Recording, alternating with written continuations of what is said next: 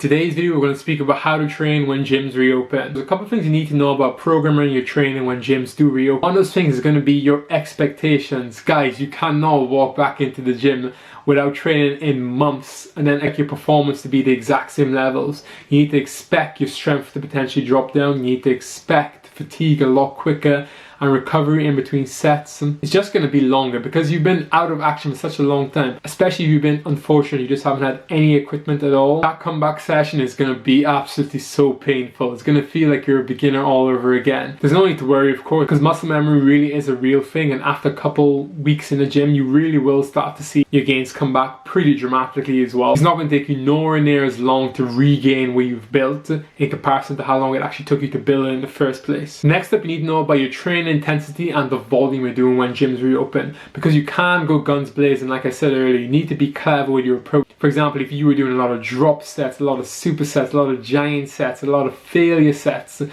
all that kind of stuff, you're going to have to really ease yourself back into it. You can't go 0 to 100 and start doing all that stuff. You're going to potentially higher the risk of you getting injured, and it's going to take you a lot longer to recover, and you want to avoid that because you don't want to be taking days off the gym just because you're aching and your muscles are hurting so much. I'm going to give you an example of the best approach to take when you do get yourself back in the gym for that sort of first 4 weeks. So we got week 1, you're going to do 3 sets per exercise, 12 to 15 reps, 4 exercises. Week 2, we're going to do 3 sets per exercise, 10 to 12 reps, 5 exercises.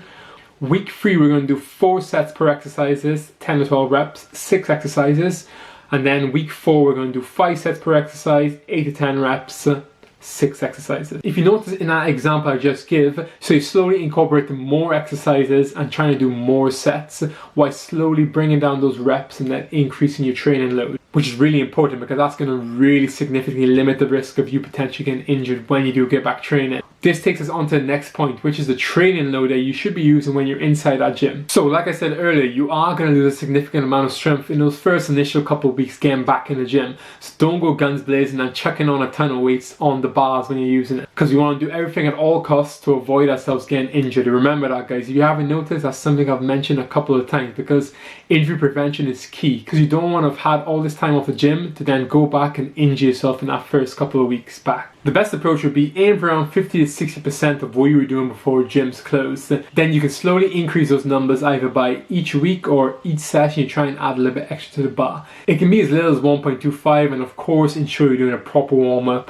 to lower that risk of injury. So guys, if you apply these basic principles, you really are going to set yourself up for success when gyms do reopen.